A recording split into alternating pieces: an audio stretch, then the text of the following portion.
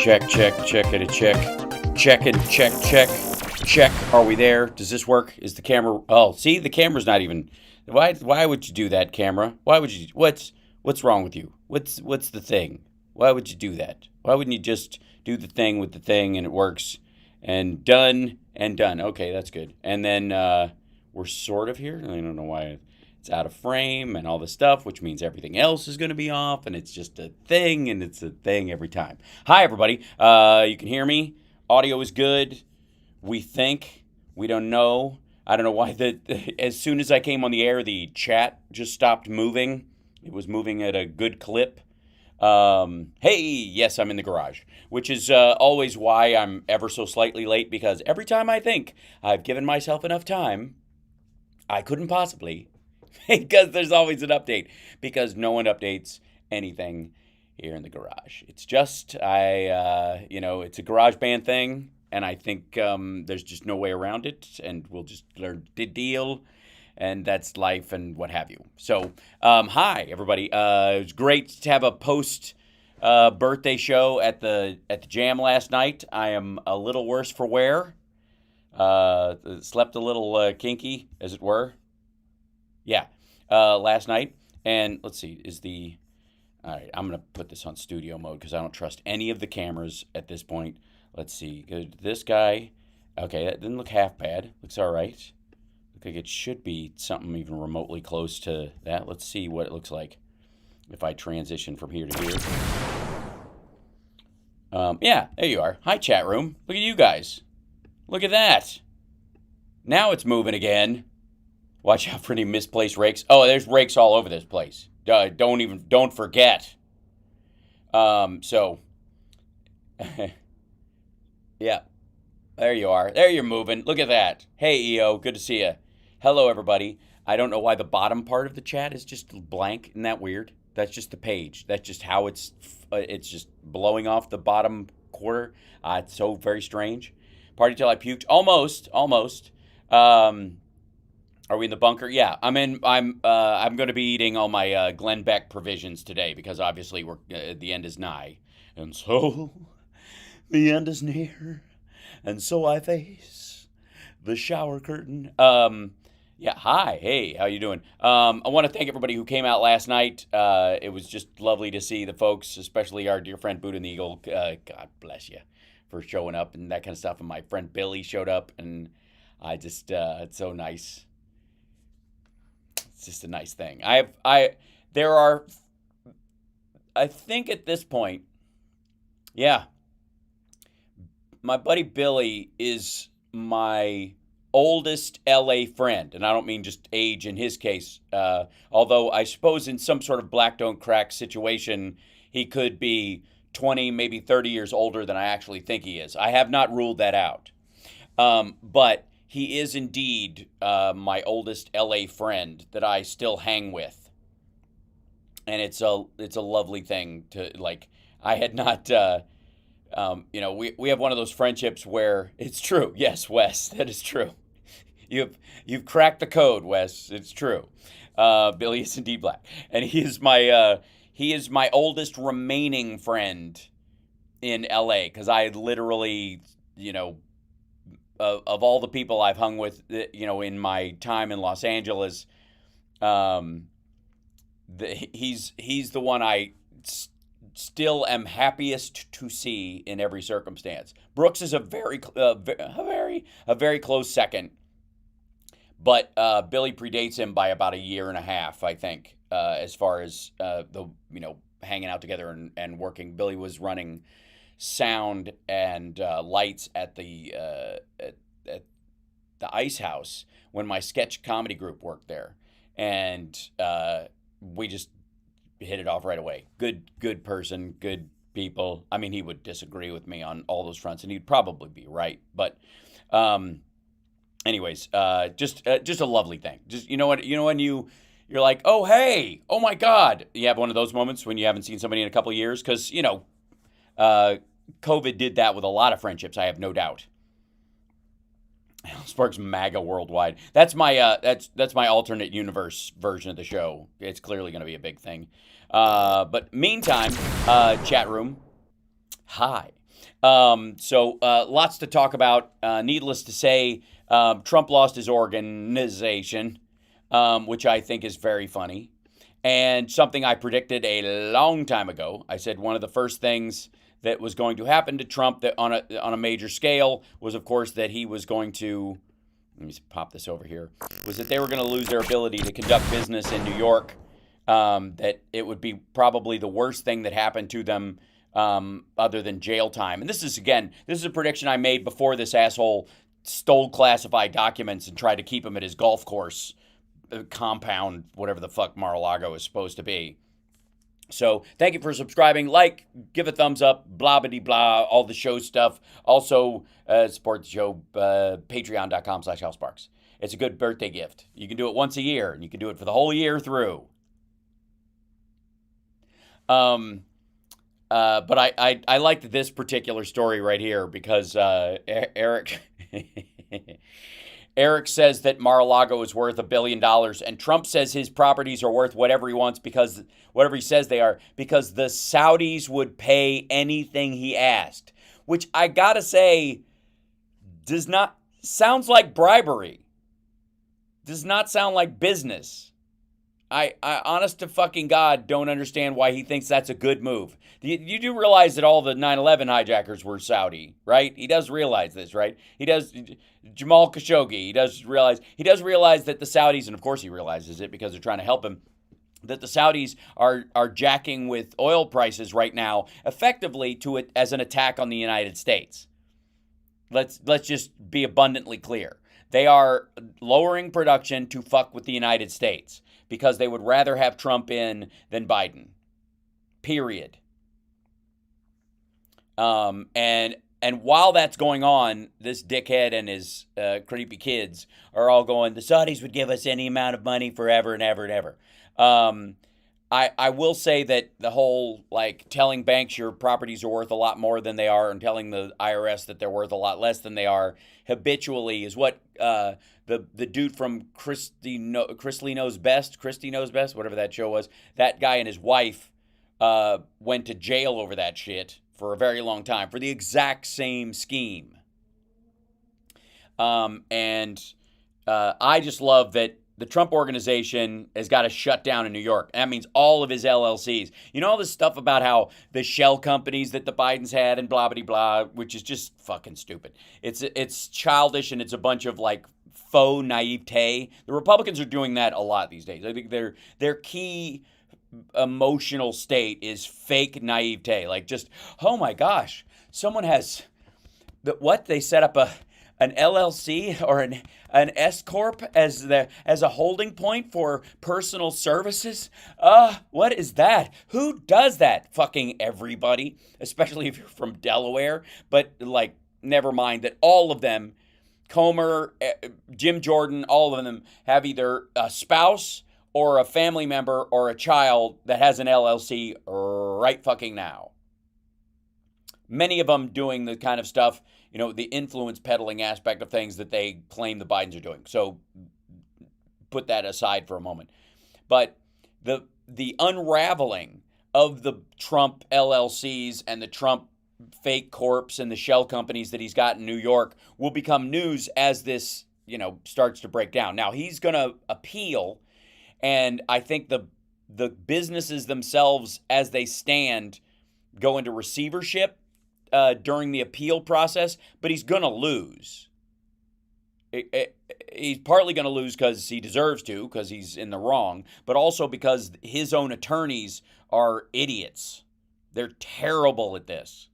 And any judge that lets them get away with it is embarrassing themselves, and none of them are in the mood to do that. I don't know why. Yes, they get the vapors.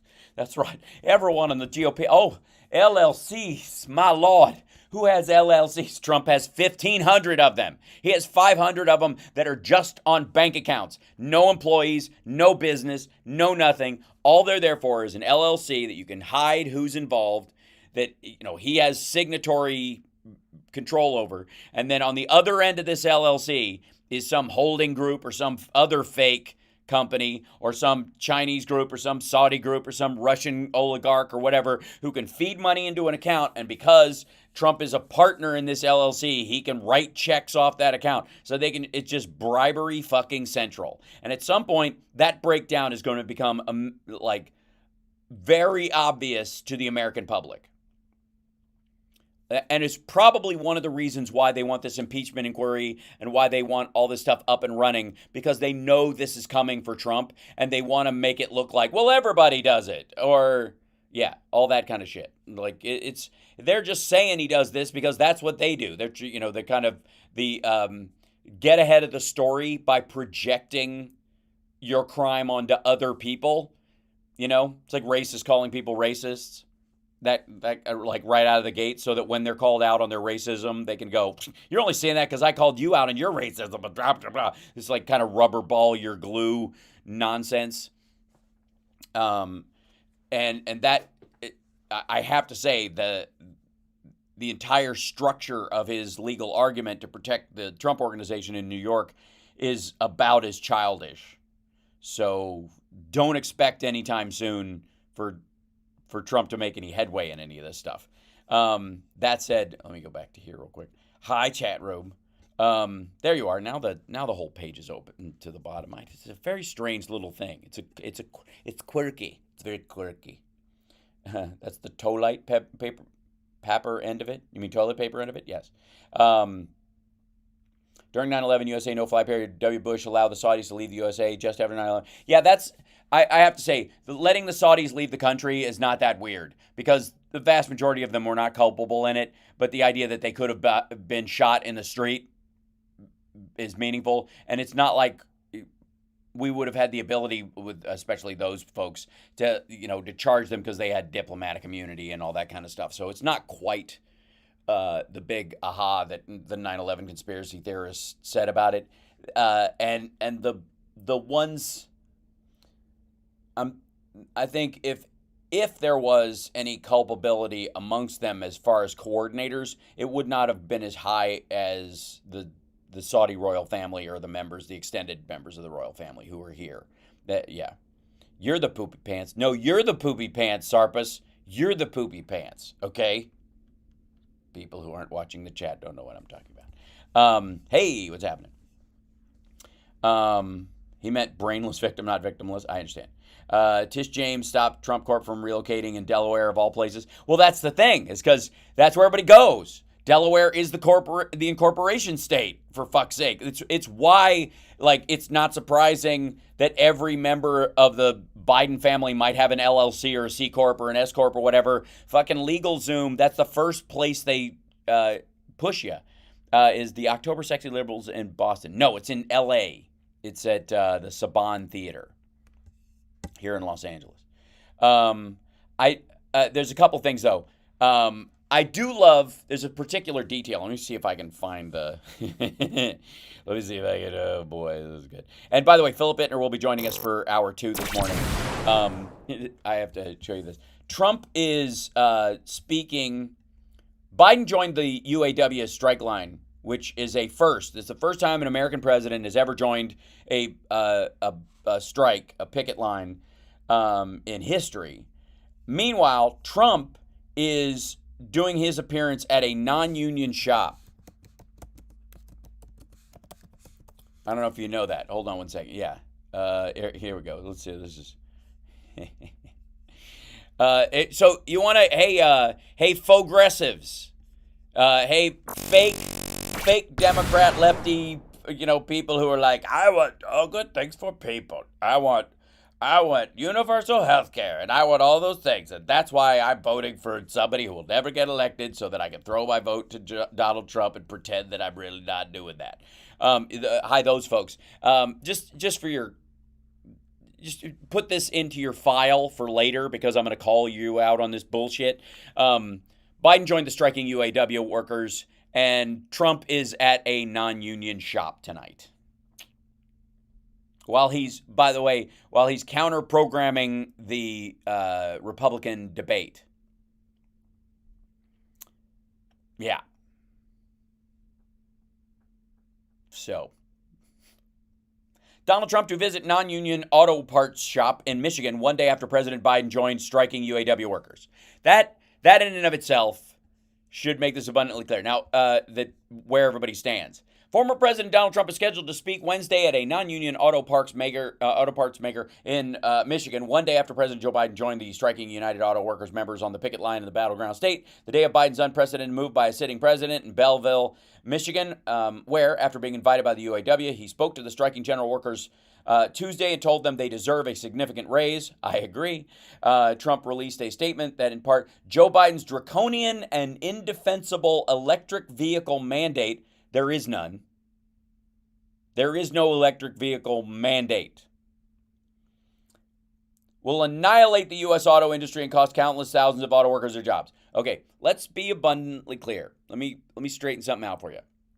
Donald Trump thinks American auto workers are too stupid to make electric cars. He thinks electric cars are like laptops and that auto workers will lose their job because they're just a bunch of dumb grease monkeys.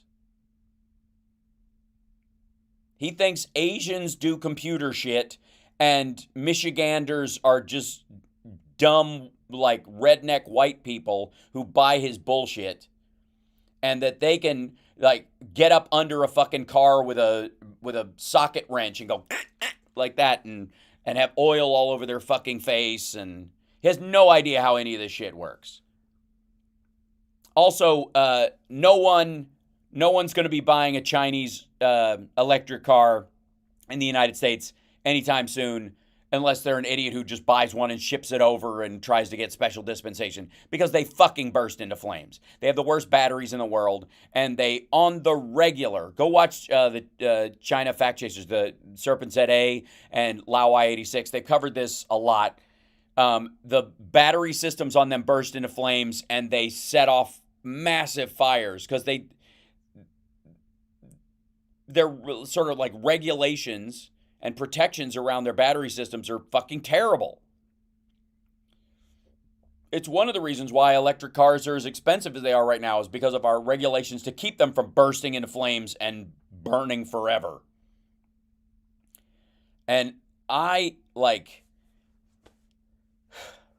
just want to make that really clear. I can't state that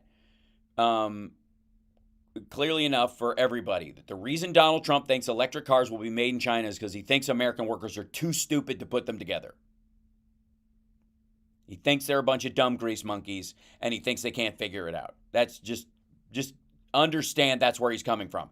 And by the way, he doesn't think they can figure it out because he can't figure it out. He has no fucking idea the state of current electric vehicles. He has no idea the range, any of the shit. His brain is stuck fucking 10 years ago when you had 60-mile ranges, and the big talk about electric cars was range anxiety and all that kind of shit. He's totally unaware, it seems, or is intentionally ignorant of the F-150 and the story that came out where it's fucking pulling a train and it can drive fucking 350 miles and you can charge your house off of it for 2 days in a storm if you have to. All that stuff. He has no idea. Either just because he's bullheaded and stupid, or because he intentionally ignores any good news around any of this stuff that he can't directly claim himself. Anyways, you're watching HAL Sparks Mornings Mega Worldwide. I'm on Monday, Wednesday, Friday, and on the regular, I'm having guests now. So in the second hour, Philip will be joining us.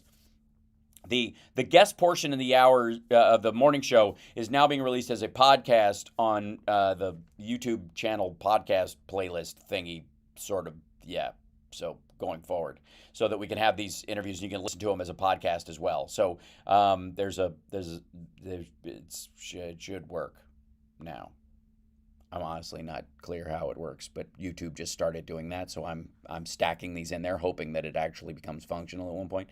But that said, Trump campaign on Tuesday would not release the details of the former president's reported upcoming visit to Drake Enterprises, instead referring MarketWatch to a New York Times story that said Trump planned to meet with plumbers, pipe fitters, electricians, as well as automakers, because they couldn't find enough of each group. He couldn't find a whole group that supported him, and wanted to gargle his balls, so he had to get like a Whitman sampler of ball garglers from 5 different industries to show up at this non-union plant to kiss his ass and gargle his balls. The company is a non-union manufacturer. The news site Michigan Advance reported, citing information from the Michigan AFL-CIO. Drake Enterprises did not immediately return requests for comment, though the manufacturer confirmed on its Facebook page that it would be hosting Trump on Wednesday. Politics aside, this is a tremendous opportunity to expand the name recognition for Drake Enterprises and remind everyone that we're a non-union shop that caters to people who wouldn't know fucking good labor practices if they ever had a job, which they never have, I guess, in the case of Trump. So good Lord. I just find that particular detail obvious. WHO builds EV cars if not auto workers. Who builds EV cars if not auto workers? He thinks it's like laptop factories. That it's like computer techs, like a bunch of DeVry students, not auto workers. He's an idiot. It's totally stupid. Trump is having a rally, is sort of. When Hal gets his new computer, next up will be a private jet. I wonder what name Hal will call his jet. The Sparkler Express? No, that'd be wrong. The Bat Plane? I think that works. What would I call my... the Joel Osteen Memorial Church in the Sky? I don't know what I'd be calling it, but I would be flying it as the pilot. And on every flight, we would be... If I had a private jet, seriously, if I had my own private jet, A, I'd be the pilot, and B, every flight I took, I would coordinate with someone who either needs a Metalift or an organ that needs transplanting that needs to be delivered quickly, or, on every flight, if you could just coordinate around and go, hey, is anybody who needs an emergency flight or a charity flight, or some organization needs something to get elsewhere and we've got the payload space for it, we'll make it happen. I don't even know why people who have private jets don't just do that anyways. There should be a service. I'm going to start an app for people with private jets to coordinate with local hospitals and stuff like that. And so that they can go, hey, we're flying from here to here. Do you need anything? And if they say no, then you take off. If they do, then you go, all right, we'll wait. HAL Force One, I like that one. I do like that one. I got to say, HAL Force One is pretty good.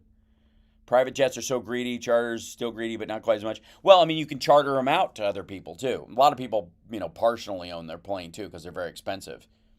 But, I probably could just spend most of my time moving dogs across the country. That'd be good, too. A lot of people are like, I can't move because I can't bring my pets with me on an airplane, and I'm worried about them being in the fucking payload of a Delta flight and dying or something like that, and I don't know what to do. Well, fucking bring your terrier over. Get him in the cabin. We're going to take off. We'll put a little seatbelt on him. Put your cats in a little carrier. Just load them up. I think that would work, right? Yeah, Chip and Chud are my co-pilots, right? Honest to God, I mean, I think that Discovery One, what else could? Yeah, it's not bad. Discovery One sounds like a channel though, on cable. But yeah, thank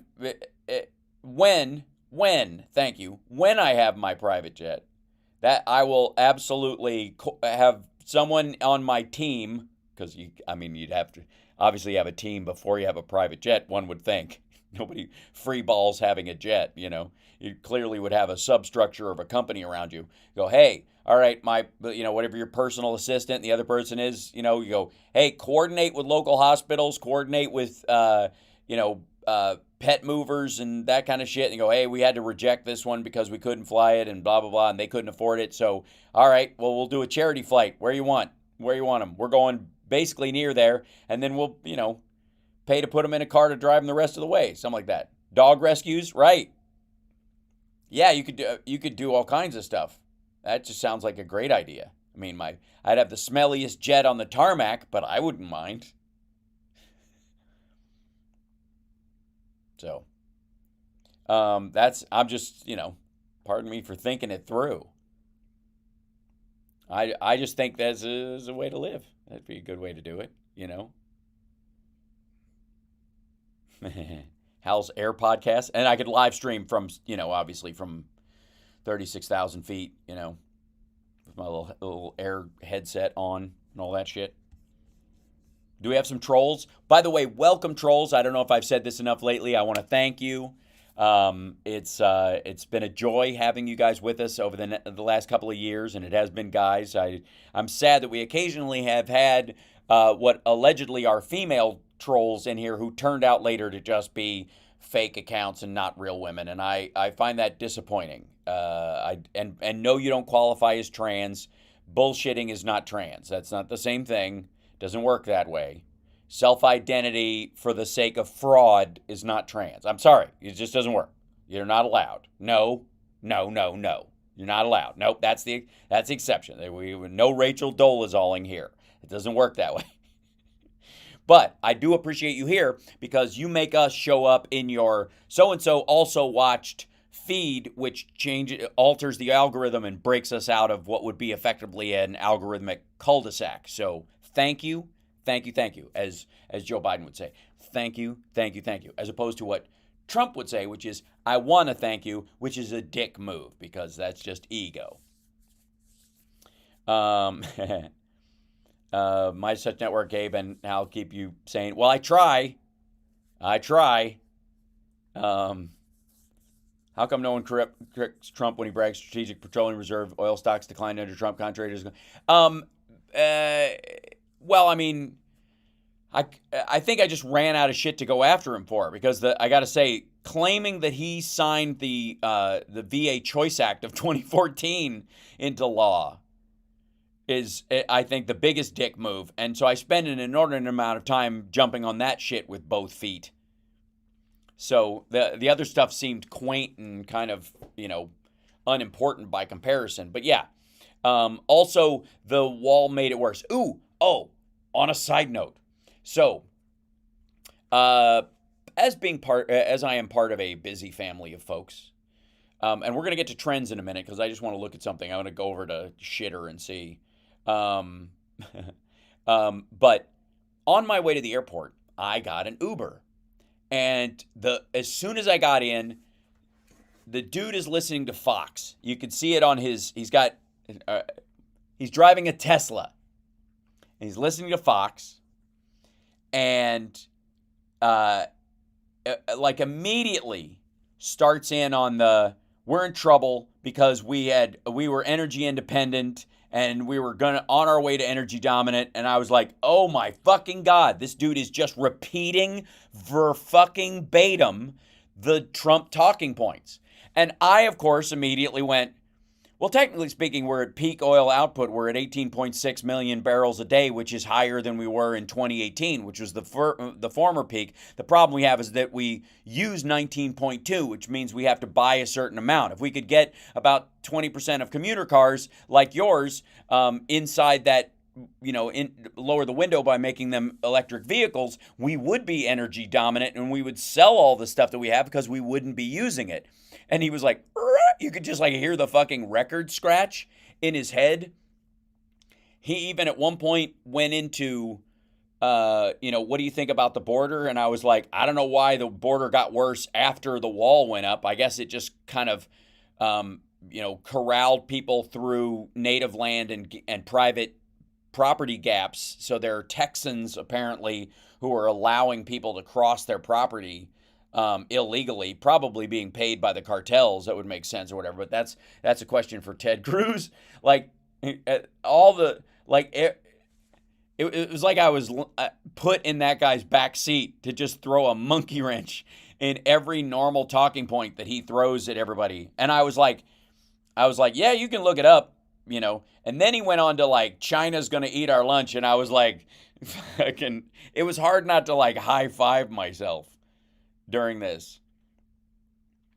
And I was like, yeah, their economy's about the size of Japan's. They're never going to get anywhere close to us. And their military, their navy's only close to ours in the number of boats because they commandeer every fucking fishing boat. But we beat them 3 times the tonnage because we've got actual military boats. And, they got 2 super carriers and one of them used to be a casino. And he's like, huh? was like, yeah, just go look it up. It's fucking hilarious. They're both old Soviet boats, and one of them used to be a casino. They turned it into a hotel, and then they recommissioned it. And he was like all the stuff we've talked about on the show. And it was just brand new fucking news to this dude. And it was, and I gotta say, by the end of the ride, there was nothing, acrimonious about it. And I will say, and this is very important, that this guy, whether he was pretending or really being honest, I can't know because I only spent a few minutes with this gentleman.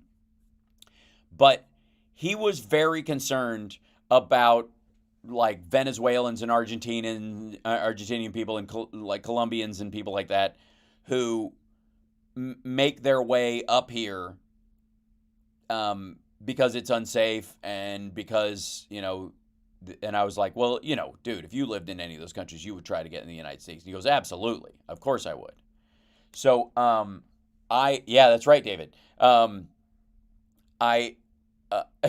So it was interesting that he at least acknowledged that these people were not like evil invaders, that if he was in their situation, he would do the exact same thing. Yeah, Don C., absolutely. He was driving a Tesla.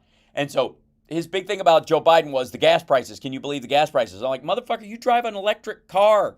I didn't say this out loud because that was like particularly funny.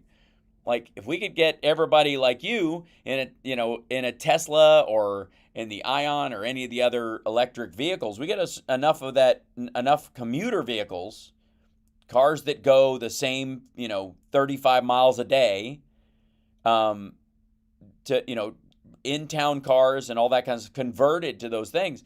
We could shave off the excess oil and gas that we use, and then we're energy dominant forever. That from that point going forward. So I will say he did show some empathy towards the people who make the trek. But he also said, and I found this particularly odd, I guess not, because it's a talking point. He brought up the talking point about, and this was so fucking funny. I have a friend who's from Colombia, and their jails are empty. Because they're emptying out their jails and they're sending crazy people and blah, blah, blah, that whole talking point. Only now he's got his own anecdotal bullshit story. I have a friend from Colombia that the jails are empty. The jails are not fucking empty. They are absolutely not fucking empty. And I was like, I whipped out the whole, like, I doubt they're releasing their Mike Bundys, or their Ted Bundys, rather. They're Mike Bundys. They're Ted Bundys and sending them, don't do any Ted Bundy stuff until you get to the United States. And he's like, oh, they dropped them off there. And I'm like, and the Mexican government lets busloads of criminals just enter the country on their southern border? Is that how does that work exactly? So they're just in giant Greyhound buses full of insane people and criminals driving all the way across Mexico through cartel land, through all these areas. And what do they do when they stop for gas? Do those guys just hang out on the bus, or do they just get their rape on? What are you talking about? How's that work? We're talking thousands of miles. Explain this to me. Because it's just fucking lunacy. It's just lunacy. And you could tell, like, he obviously didn't go, well, that's a good point. But you could see a little hitch in his get along in my breakdown of that. I'm like, and he goes, and the Mexicans hate it. I'm like, I would imagine so. Because most people prefer to victimize people that look like them, historically speaking. So, and also it's way easier, I suppose, if you're a Spanish-speaking Ted Bundy to integrate yourself into a society that's entirely Spanish-speaking so that you can get your crime on. It's just amazing. It's just like the whole thing. But it was like he was a petri dish of Donald Trump talking points. It was bizarre. Happy birthday, Amos. Should you watch the movie Meg? The Meg? Or are you talking to someone named Meg in the chat? Migrant trains of death pass through here. That's right. It's so stupid. It's just so unbelievably weak. I honest to God, well, here, hold on, I'll show you something. Hold on. One of the big stories if I can. Let's see. There's the...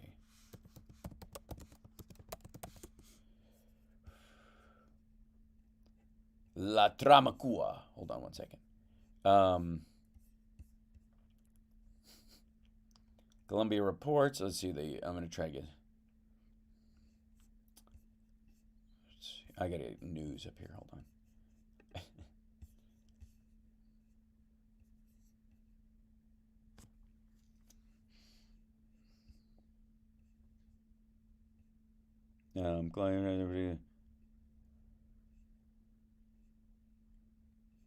Inside prison making. Yeah, here you go.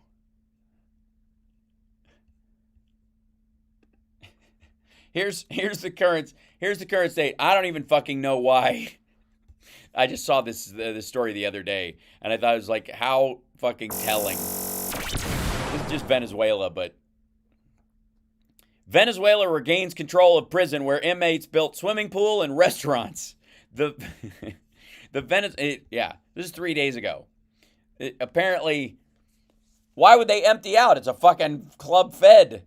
The Venezuelan government invited journalists to tour the Tocoron Penitentiary Center in Aragua State on Saturday, days after security forces reclaimed control of a prison that has spent many years under the control of gangs.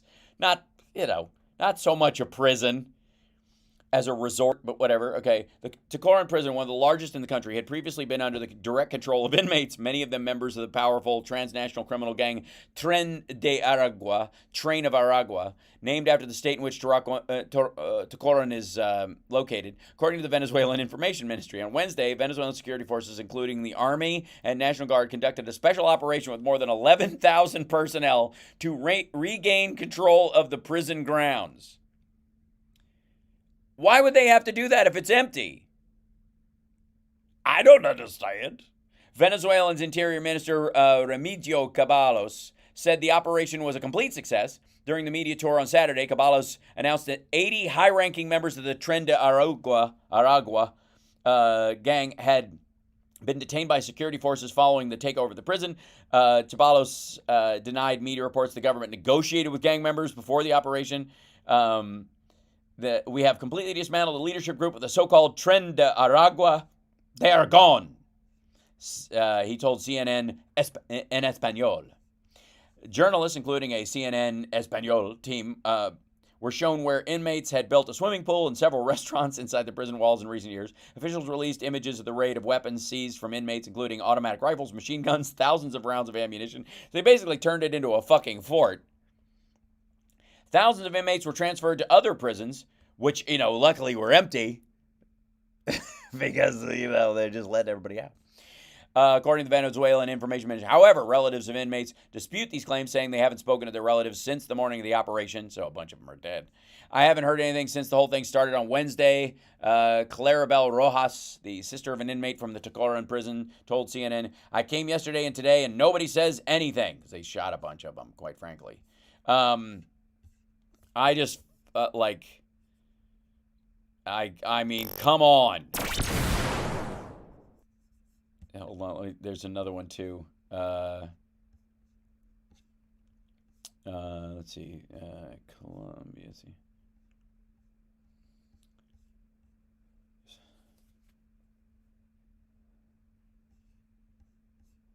I'm trying to find this thing.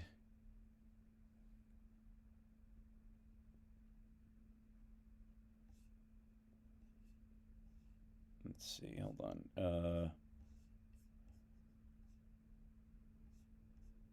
Why is that again? I'm looking up one other story in there.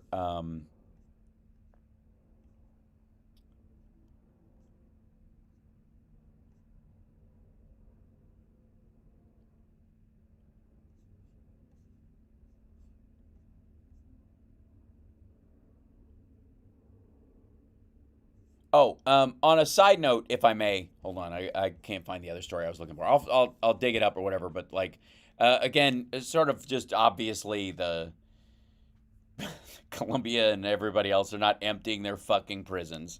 It's just childish and stupid and embarrassing and dumb and weak and frail and Idiotic. But I like this particular story. This came up because of the Colombian, because I was searching Colombian. But man who brought Molotov cocktails to protest at Seattle Police Union building sentenced to prison. This would be one of the nothing ever happens to the people from Antifa. Why are the Jan Sixers being bitch? You don't even hear about. Nobody even cares. A suburban Seattle man.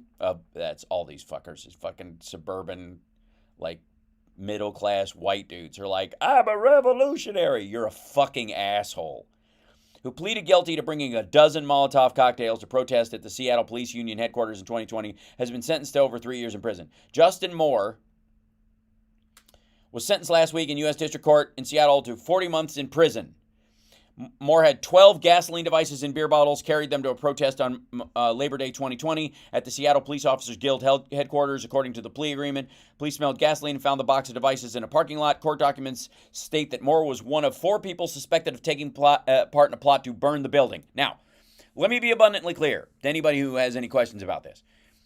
Arson and attempted arson are murder and attempted murder. They should equal the same charge, because you're never just burning a building, especially when it's occupied. You don't give a rat fuck about the people inside. It is a depraved indifference towards human life, and you are attempting murder. If you just burn a building going, everybody will get out, they'll leave, they'll get out in time, it's just horseshit. You're trying to kill people. Fuck you. Arsonists are murderers. They just don't, on a sociopathic level, unless they're torching a human being directly, they just don't care who gets killed. And that total disregard for the value of human life, because their feelings, attitude, political beliefs, whatever bullshit story they tell themselves for why they want to set a building full of people on fire, is nonsense. It's all garbage. No.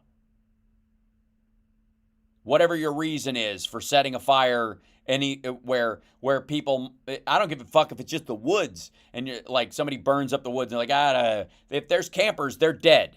You're just killing animals for the sake of wiping them out. Fuck you. Arson is a horrible crime. It's not a second-tier crime to murder. It is on par. Period. End of story. I don't care. I don't understand why it's even regarded in that way, especially in this case where it was clearly talking about setting a building on fire on all corners while it was full of people. Even the ACAB crowd, you're like, motherfucker, what about the secretaries, the record keepers, the computer technicians, the fucking janitors? You're just murdering people for their association with a group of people you wrongly associate with some sort of, lower moral status than you. And if you're willing to burn a building full of people, you're absolutely at the bottom of the trenches of humanity.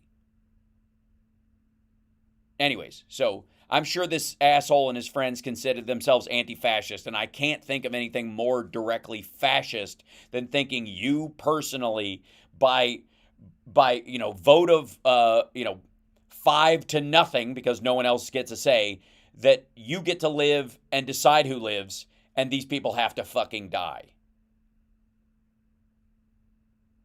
Right?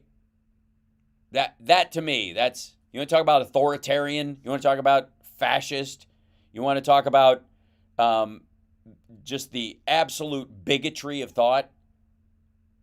No, 100 times no. Ugh, just gross. I had a particular chip on my shoulder about the arsonists, because everybody just kind of tiptoes around it as a crime, and I don't get it. I do not get it. Moore's offense was extremely dangerous. It created a substantial risk of injury to numerous bystanders. Yeah, you think? Assistant adding that more than 1,000 people were participating in the way if one of the devices had exploded. They were planning on making them explode. They just didn't get a chance to do it. They were stopped before they got to. Again, just because you fail at murder does not mean you're not a murderer. You were willing to murder people. You were geared up to do it. If somebody tries to choke you to death, but their hands are too weak, that doesn't make them, in their heart, less of a murderer. They just got to, they're like, oh, fuck, I got to pick somebody with a smaller neck next time. Sorry. I just, like, rant's over, but goddamn. The hell with these people. I honestly do not understand why people brush that shit aside. Farts can be lit on fire. Set on fire, not lit on fire. Good arsonists on both sides? No. No. Yeah, it's attempted murder. This episode of Sanity is brought to you by HAL Sparks. Thanks. Yeah, thanks, Jerry. How did he afford the fuel? I want to know. It's gasoline. I mean, it's like beer bottles full of gasoline with rags stuffed in the top of them. Believe me, the whole endeavor was on the cheap. It was murder on the cheap. Cheaper than buying guns and shooting all the people you wanted to kill. And just as awful. Yeah, same fucking thing. Yes, it's terrorism, it's wrong, it's murder, it's a total disregard for the value of human life, and it is politically untenable. It means, I think, if you're willing to do something like that, it erases everything that you say you're for when it comes to, like, claiming you're anti-fascist or whatever the fuck. Nope. Now, if you're like, if you ever get into the zone where, the janitors just got to die because I'm trying to kill some cops and they're the bad guys, so can't make an omelet without breaking some eggs. I don't want to fucking hear that you think somebody else is fascist or doesn't deserve to, like, rule the world. Like, you deserve to be in charge. What the fuck? You kidding me? What happens when people start disagreeing with your centralized plan for how society's supposed to run? What happens to them? I'll tell you what happens. They get killed. They're the first up against the wall. See Mao Zedong. Just how that works. Hold on. Let's see.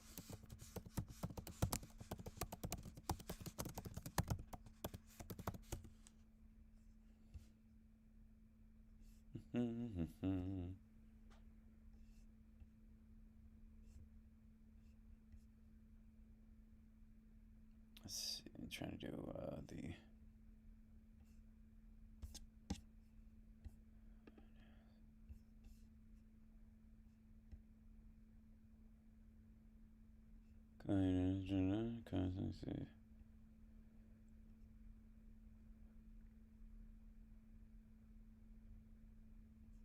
Yeah, okay, that's shit.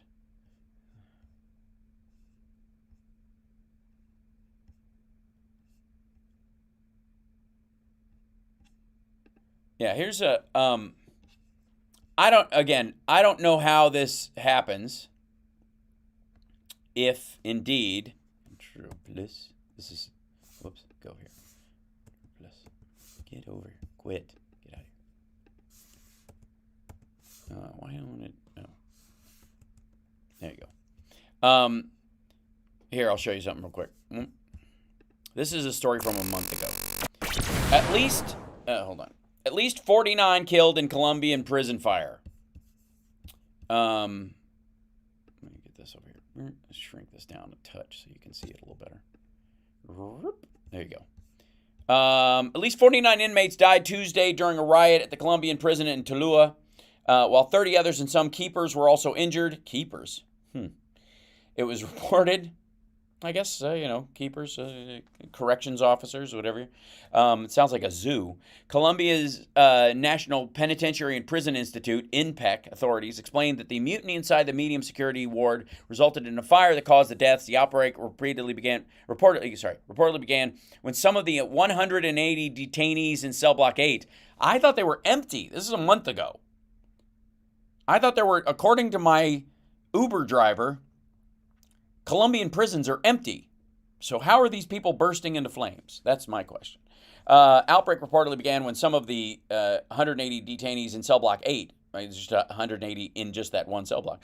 Burned some mattresses to prevent guards from thwarting an escape attempt. There was a call at almost 1:20 a.m. about a possible riot. It is verified that there was a burning of many mattresses, and so far there are about 50 people transferred to healthcare centers. We regret the events that occurred in the prison of Tolua, del Caca? I'm going to go with Caca. Yes, it's a shitty prison. I am in contact with the DINPEC, which is the Department of, internal blah, blah, prisons and blah, blah. General Tito Castellanos, yes, Tito Castellanos. And I have given instructions to advance investigations to clarify this terrible situation. My solidarity with the family